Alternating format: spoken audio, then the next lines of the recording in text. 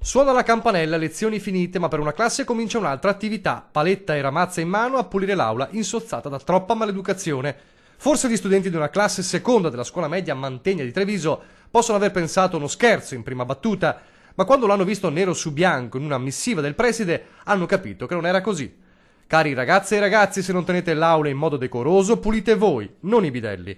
E lo farete durante la seconda ricreazione, alla fine della quarta ora. Nel caso non sia pulita a dovere, vi fermerete anche dopo la sesta ora, firmato il dirigente scolastico Mario Dalle Carbonare.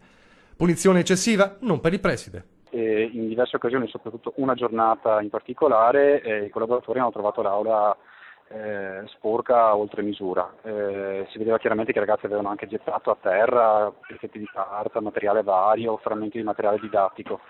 A quel punto ho chiesto ai collaboratori di non pulire in attesa che i ragazzi rientrassero perché a quel punto spettava a loro sistemare una situazione che avevano creato volontariamente. Da lì è nata l'idea di dire ai ragazzi, di chiedere loro di prendersi cura della loro aula, prima di tutto non sporcando, e nel caso in cui avessero sporcato, soprattutto oltremodo, di provvedere alle pulizie. Una volta tanto, in un mondo scolastico spesso caratterizzato dalle barricate dei genitori, le famiglie stanno dalla parte del preside. I genitori sono stati informati, chiaramente hanno partecipato anche loro, sono dato una mano anche a condividere con i ragazzi questa idea.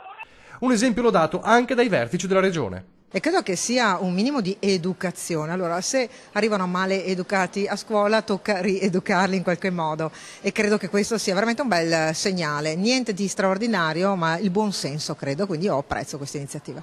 Lezione servita? Forse non ancora, ma la strada sembra essere quella giusta. È successo alcune volte che abbiano comunque dovuto riprendere in mano la ramazza e la paletta, però pare che stiano comprendendo che prima di tutto l'aula è loro e quindi è bene che loro stessi ci vivano in maniera più serena, non trattandola male.